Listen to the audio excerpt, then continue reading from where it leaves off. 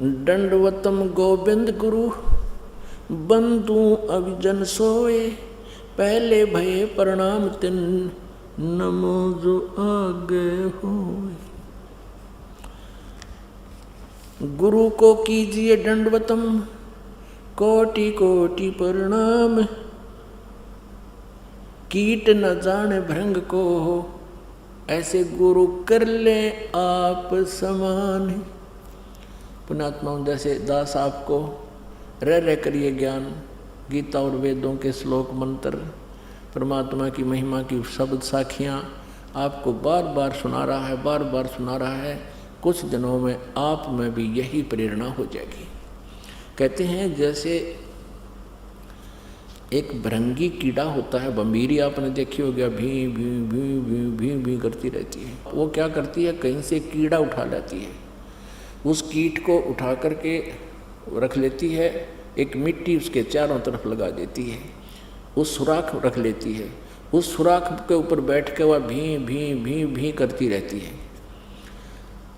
और उस कीट को अपने जैसे स्वभाव वाला बना लेती है। फिर वो कीट भी भृंग बन करके ऐसे भी करता रहता है। तो ये जो ज्ञान है गुरु जी के विषय में बता रहे हैं कि सतगुरु जो होगा आपको इस प्रकार ज्ञान देगा और आप जी को ऐसा ज्ञान भर देगा, आप भी फिर अपने बहन भाइयों को, मित्रों को ऐसे भी करना शुरू कर दोगे। ये स्वाभाविक है, क्योंकि इस मार्ग पर आने के बाद अपने मोक्ष की चिंता समाप्त हो जाती है। फिर हमें चिंता बनती है कि देख मेरा मित्र है, मेरी सहेली, भाई है, बहन है, कोई रिश्तेदार है, तो वहाँ दौड़ते हैं, वहाँ काल विद्यमान होता है और 100 बार समझाते हैं, पुण्यात्मा मान जाते हैं, जिनके अभी संस्कार कमज़ोर हैं वो आनाकानी करते रहते हैं। तो हमारा कर्तव्य है कि इस संदेश को जन जन तक पहुँचाएँ ताकि कल को हम दोषी ना बन जाएं, क्योंकि हमें ज्ञान हो गया। और फिर वो जिनके पास ये संदेश पहुंच रहा है, जैसे दास ने पुस्तक बनाई है, प्रवचन किए हैं, सीडी बनाई हैं और जन जन तक आप जी भी संदेश भेज रहे हो, किसी को बता रहे हो, समझा रहे हो, फिर वो प्राणी नहीं मानता है तो भगवान दोषी नहीं रहा। वो जाएगा यहाँ से मृत्यु के उपरांत इस धर्मराज के दरबार में, न्यायाधीश के पास खड़ा हो। वहाँ जाकर इसको पता लग जाता है कि मेरे से बहुत भयंकर गलती बन गई, मैंने भक्ति नहीं की और सारा जीवन ये संसारिक क्रियाओं में खो दिया। और वहाँ वचनबद्ध होकर आया था, भगवान अब के मनुष्य जीवन दे दो, मैं बहुत भक्ति करूँगा, अपने पेट के लिए धंधा भी करूँगा, लेकिन आपको नहीं भूलूँगा। और सबसे पहले वही गलती की, धंधा याद रह गया पर भगवान भूल गया।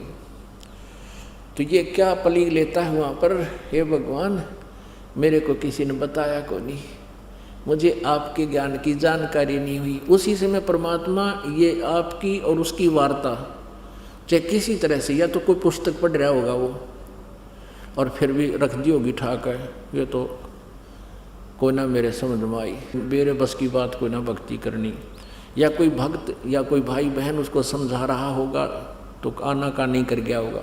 तो वो पिछली बैकग्राउंड चलेगी, वहाँ पर फिल्म चलेगी और धर्मराज ऑन कर देगा, क्या तू क्या कह रहा है कि मुझे बताया नहीं किसी ने, तब दिखा देगा, देख ये भक्त तुझे क्या कह रहा है कि भक्ति कर ले और आजा बरवाला आश्रम में नाम ले ले गुरु जी से, और तू क्या कह रहा है बकवादी, फिर नीची गर्दन कर लेता है। वहाँ पर गवाह की जरूरत को ना, वहाँ तो फिल्म चलेगी सारी।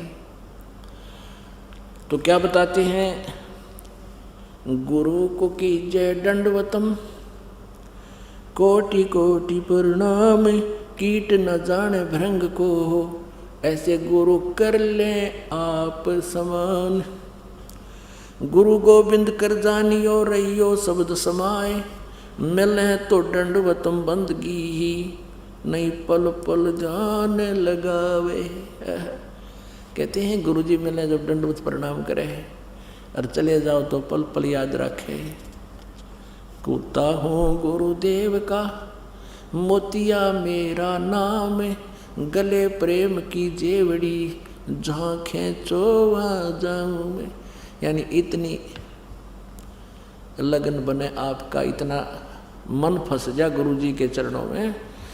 जैसे परमात्मा कहते हैं, मानत ना मन मोरा साधो, मानत ना मन मोरा रे, बार बार मैं ये समझाऊं जग में जीवन थोड़ा रे। कहते शरण पड़े को गुरु संभाले और जान का बालक भोला रे। जैसे एक छोटा सा बच्चा, एक छोटा सा बालक 5-7 महीने का, और वो टट्टी पेशाब करके बुरा हाल कर लेता है, और माँ आती है, उसको भोला बच्चा, उसको पता है इसका अनजान है, इसको पता नहीं, उसको उससे हेट नहीं करती, उसको नवाती है, स्नान कराती है, कपड़े स्वच्छ पहनाती है, फिर सीने से लगाकर दूध पिलाती है। कहते हैं आप जी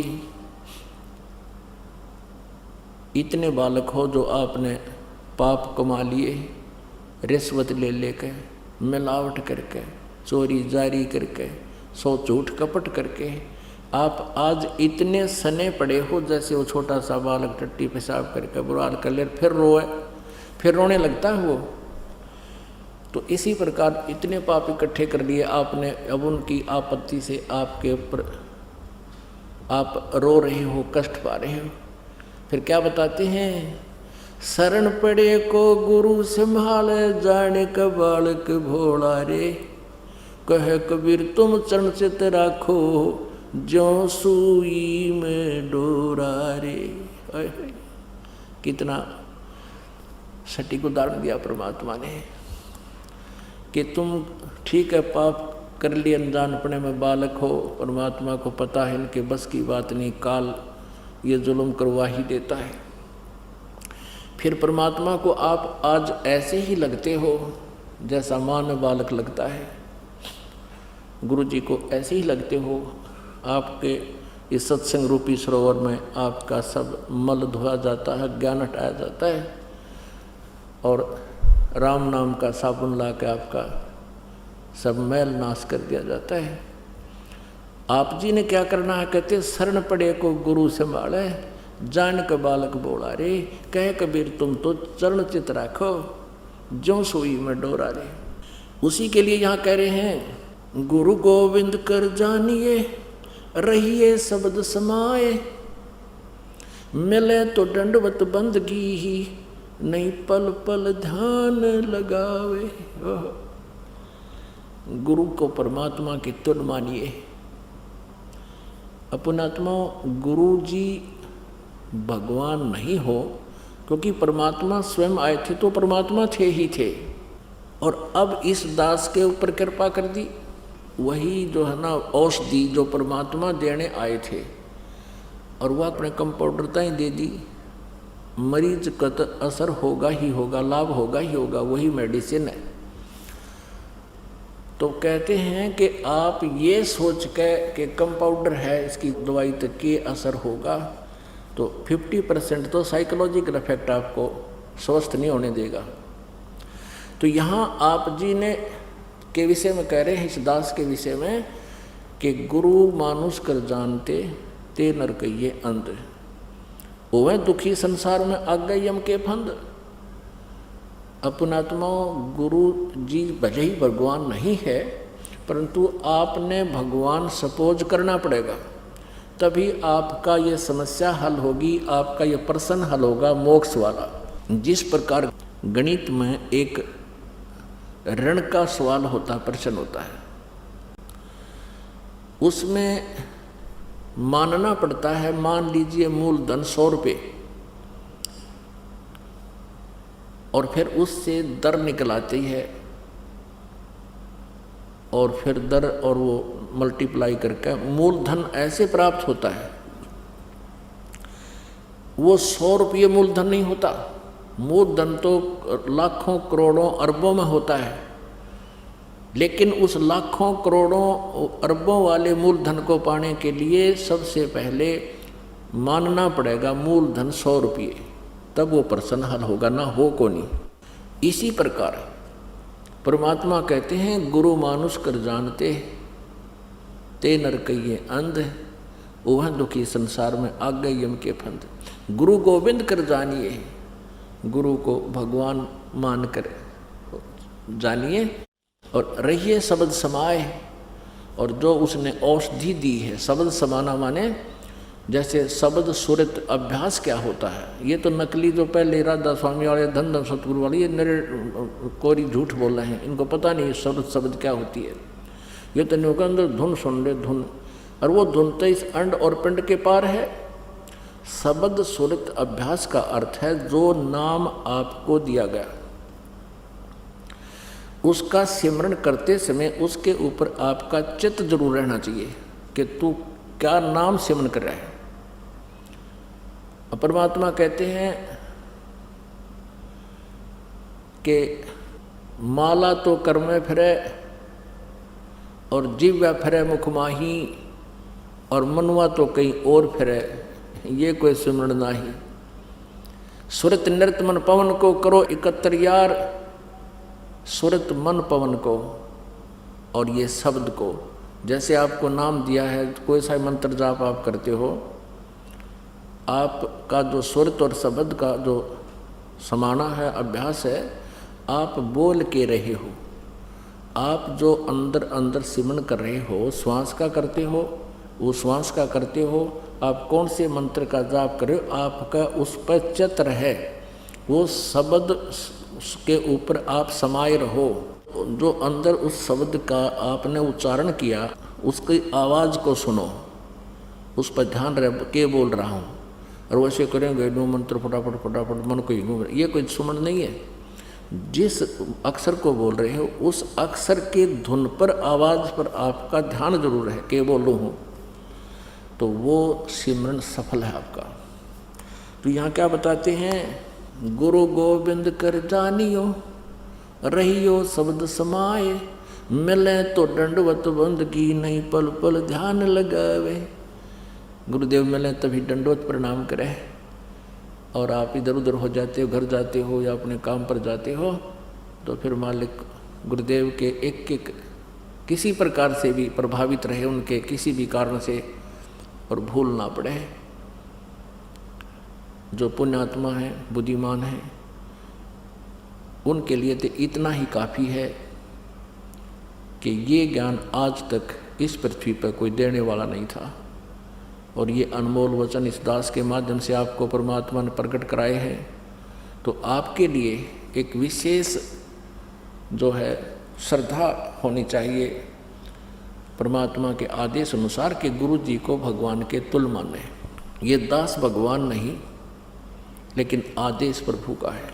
उससे क्या होगा कि जैसे आप जी परमात्मा के पास जाओगे, सबसे पहले वहाँ आपकी परीक्षा होगी। ये दास के रूप में परमात्मा त्रिकुटी पर मिलेगा आपने, और जैसी भावना आपकी यहाँ होगी, ऐसा ही अंतःकरण में वो ज्यों का त्यों स्वभाव मिलेगा। तो वहाँ आपकी परीक्षा होगी, और वहाँ भी आप जैसे आज इस दास के साथ व्यवहार कर रहे हो, तो वहाँ भी ऐसा ही करोगे, बट नेचुरल। और यदि आज इस दास के स्थान पर परमेश्वर होते और रहे वो 120 वर्ष रह के चले गए, 64 लाख से 181 में वो दानक कबीर रूप में परमात्मा रहे, ज्वाला रूप में, लेकिन हमने उनको भगवान ना माना। बहुत से हमारे काम भी ठीक हुए, मुर्दे जीवित करे परमात्मा ने, लेकिन हमने उस मालिक को भगवान नहीं माना। यदि हम उनको प्रभु मान लेते तो यह समस्या उस दिन हल हो जाती। हमने उनको भगवान नहीं माना, जिस कारण से आज तक हम उलझ रहे हैं। और इसलिए परमात्मा कह रहे हैं कि गुरु जो मेरा संत होगा, मेरा भेजा हुआ, उसके प्रति भी मेरे जैसा व्यवहार रखियो। ये समझ लेना, हम नो मान लो कि इस दास के स्थान पर कबीर साहब बैठे हैं, और यहाँ भगवान आ जाए जिसके लिए हम भटक रहे, रो रहे, तड़फ रहे हैं, जिन्होंने राज त्याग दिए, घर त्याग दिए उसके पाने के लिए, और आज वो सामने हो तो आपका कैसा व्यवहार हो, ये आपने सोचना है। जिसकी जैसी श्रद्धा, जैसी भक्ति बढ़ गई, जितना अंतःकरण निर्मल हो गया, उतना ही अधिक उसके तरफ लगाव आपका होगा।